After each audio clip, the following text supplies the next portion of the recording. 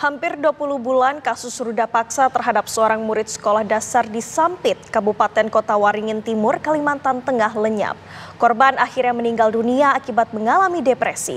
Keluarga terus menantikan keadilan. Inilah foto kenangan terakhir korban yang diabadikan ibu korban tepat sehari sebelum korban menghembuskan napas terakhirnya. Saat itu, korban yang diduga tengah mengalami depresi pasca peristiwa ruda paksa yang dialaminya tengah dirawat di sebuah klinik milik salah satu perusahaan perkebunan sawit yang tidak jauh dari rumah mereka.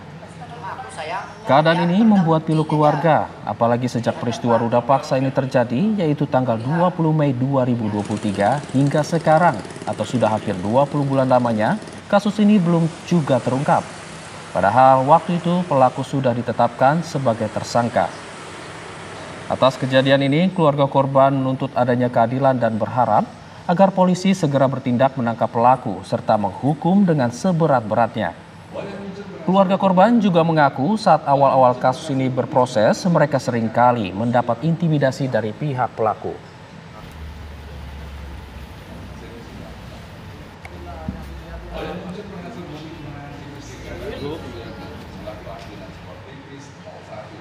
Guna mengetahui proses kasus ruda paksa yang telah hampir 20 bulan berlalu tanpa adanya penangkapan pelaku dan persidangan, saat ini kita sudah terhubung pemirsa dengan Ibu Katri dari Kota Waringin Timur, Sulawesi Selatan. Selamat pagi Ibu Katri. Ya Ibu mungkin bisa diceritakan Bu, bagaimana kronologi kasus yang menimpa anak Ibu? Awal mula kejadiannya, anak saya pulang sekolah. Pada saat itu sedang melaksanakan ujian. Pulang sekolah, cuman ganti baju, orangnya belum dilepas. Setelah itu dia makan. Saya nasihatin, Kak, nanti kamu kalau selesai makan, kamu jangan kemana-mana. Bersihin rumah, cuciin semua piring-piring, baju-baju yang kotor. Karena sudah 3 hari belum dicuci.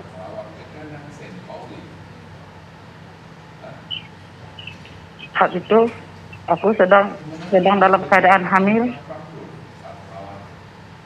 tidak bisa bergerak apapun. Asik-asiknya saya nasihatin anak, tiba-tiba anaknya keluar dari rumah, pergi dari rumah. Anak yang satu berceritakan, Mama marah sama siapa? Kak tuh udah nggak ada, udah jalan. Bangkitlah aku dari kamar, liatin keluar, iya betul kakaknya udah jalan.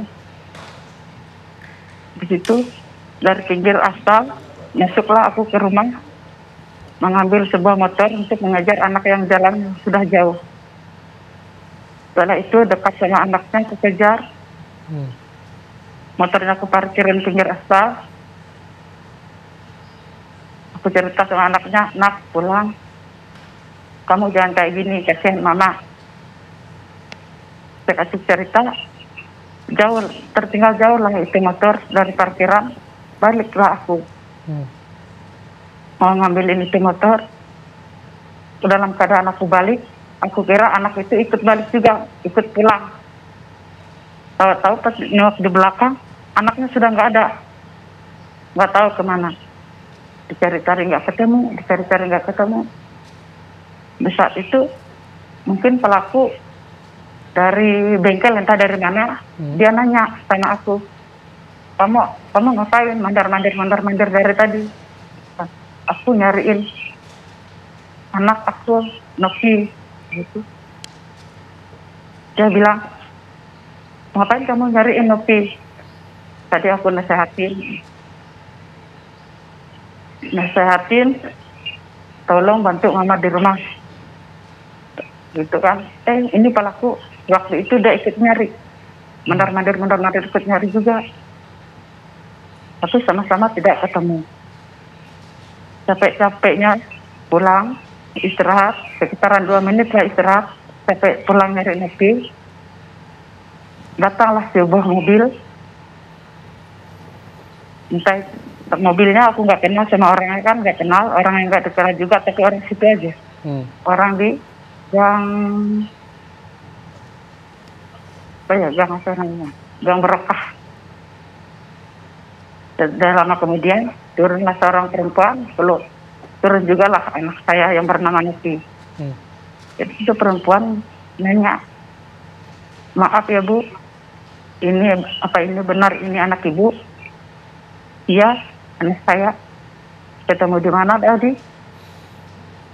Tadi aku ke Sampit, ke hotel itu, belanja.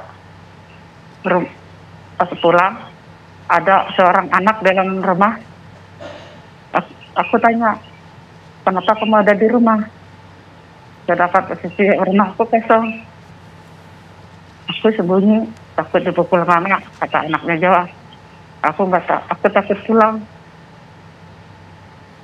Tak boleh, kamu harus pulang. Nanti tante yang kena imbasnya gitu kan. Nakut-nakutan anak lah ceritanya.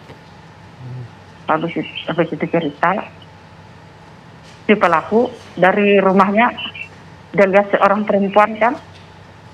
Dia ke situ juga. Datang ke situ, aku ngomong sama anaknya, Pak, aku panggil almarhum kan namanya Nopi, tapi aku hari-hari panggilannya kakak. Pak, nanti kamu cepat-cepat bersih di rumah, masuk kamu di rumah, lepasin sandalmu. Pelaku menjawab, jangan kamu masuk ke rumah Nopi. Kamu ke rumah Om aja di sebelah. Ya anaknya nurut aja ke sebelah. Jadi ini pelaku cerita sama perempuan yang ngantarin anak. Oleh mereka cerita, nggak tahu apa yang diceritain. Nggak lama kemudian, perempuan itu pamit pulang. Di saat perempuan itu pamit pulang, pelaku itu menawarkan dirinya sama aku. Dia sebutin nama aku, Kati, bolehkah aku membawa Nopi ke Santi? Aku bilang, nggak boleh. Ini anak masih sekolah. Nggak apa-apa. Biar aja dia ke Santi. Biar dia kerja di warung makan. Jangan. Aku bilang gitu, jangan. Ini anak masih kecil. Jangan pun kerja ke tempat orang. Di rumah aja dia malas. Apalagi tempat orang. Oh nggak apa-apa, dia bilang gitu. Walaupun dia nggak kerja di sana, buat teman anak aku ini katanya ada anak perempuan. Baik, Ibu. Ya, Ibu Katri, apakah Ibu sudah melapor ke polisi mengenai hal ini? Sudah. Kemudian apa Ibu respon yang didapatkan dari pihak polisian? Responnya diterimalah laporannya. Katanya disuruh nunggu. Baik Ibu Katri, terima kasih atas waktunya bersama kami Ibu. Sekali lagi kami turut prihatin atas peristiwa yang menimpa anak Ibu. Selamat pagi. Iya. Selamat pagi.